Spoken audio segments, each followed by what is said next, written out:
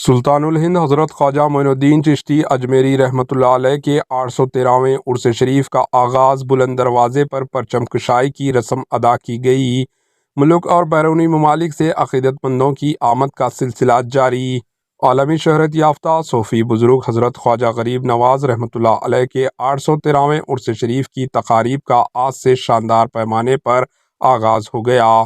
آج بلند دروازے پر پرچم کشائی کی رسم کے ساتھ عرس شریف کا باضابطہ آغاز ہو گیا، جس کے سبب درگاہ اجمیر شریف میں کافی سرگرمی دیکھی جا رہی ہے۔ ہر سال کی طرح اس بار بھی عرس کے موقع پر پرچم کی روایتی رسم کی تقاریب شان و شوکت کے ساتھ ادا کی گئی۔ جنتی دروازے 12 جنوری 2025 سے اگلے 6 دن تک کھلے رکھے جائیں گا۔ عرس کے موقع پر درگاہ کو رنگ برنگی روشنیوں سے سجایا گیا۔ عرس کے موقع پر ملک و بیرونی ممالک سے حضرت خواجہ غریب نواز رحمۃ اللہ علیہ کے عقیدت مند بڑی تعداد میں اجمیر شریف پہنچ رہے ہیں۔ زائرین کی سہولت کے لیے انتظامی سطح پر بھرپور تیاریاں کی گئی۔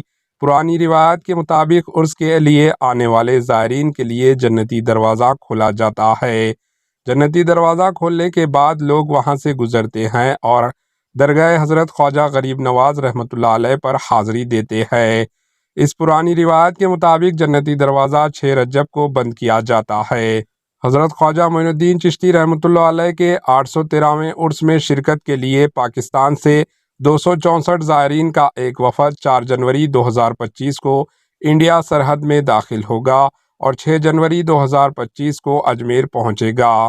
ضلع انتظامیہ نے یہاں کے چوڑی بازار میں واقع سینٹرل گرلز اسکول میں ان کے قیام اور کھانے کا انتظام کیا ہے۔ پاکستانی وفد 12 جنوری 2025 کو واپس جائے گا۔ اطلاعات کے مطابق پرائم منسٹر نریندر مودی بھی 4 جنوری کو مرکزی وزیر کرن رجیجو کے ذریعے درگاہ پر چادریں پیش کریں گے۔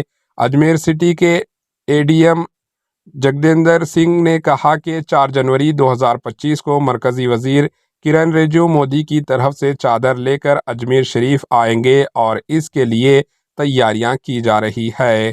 Bureau report, H N news.